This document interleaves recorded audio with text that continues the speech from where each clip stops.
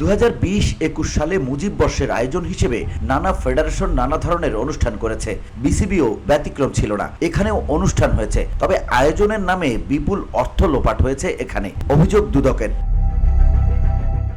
মঙ্গলবার বেলা 12টায় বিসিবিতে এসে হাজির হন দুদকের কর্মকর্তারা। প্রায় 1 ঘন্টারও বেশি সময় ধরে চলে তাদের অভিযান। কি অভিযোগের ভিত্তিতে অভিযান তা দুই সহকারী পরিচালক আলামিন ও মাহমুদুল হাসান পরিষ্কার করেন অভিযান শেষে প্রেস ব্রিফিংয়ে।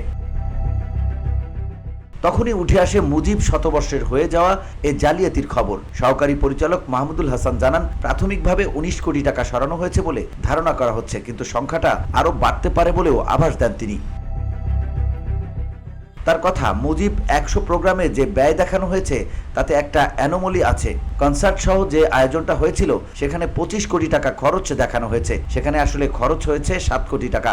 এখানে প্রায় 19 কোটি টাকা খরচ দেখানো হয়নি, না দেখিয়ে সরিয়ে ফেলা হয়েছে। ফিনান্স ডিপার্টমেন্টের কাছে আমরা ডকুমেন্টগুলো চেয়েছি। টিকিট বিক্রি বাবদ 2 কোটি টাকা আয় হয়েছে, এই 2 কোটি টাকাও আয়ে দেখানো হয়নি। আত্মসাতের ইস্যুটা যেটা, সেখানে অঙ্কটা আরো বাড়তে পারে। বরাদ্দ ছিল 15 কোটি, খরচ দেখানো হয়েছে 25 কোটি, আর খরচ আসলে হয়েছে মোটে 7 কোটি।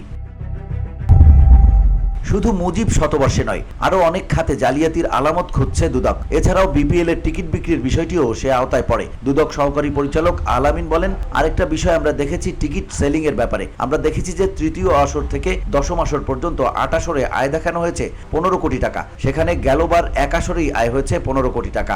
এবার যখন বিসিবি বলল যে আমরা নিজেরাই টিকিট বিক্রি করব, তখন আয়টা বেড়ে দাঁড়ালো 13 কোটি টাকা।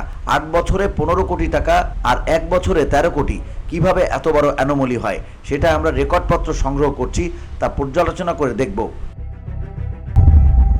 এছাড়াও তৃতীয় বিভাগের দল নির্বাচনের ক্ষেত্রেও অনিয়মের অভিযোগ আছে। সে বিষয়ে সহকারী পরিচালক আলামিন বলেন, 2023 সাল সহ বিগত বছরগুলোয় কিভাবে দল নির্বাচন হয়েছে তা এখানে এসে আমরা দেখেছি।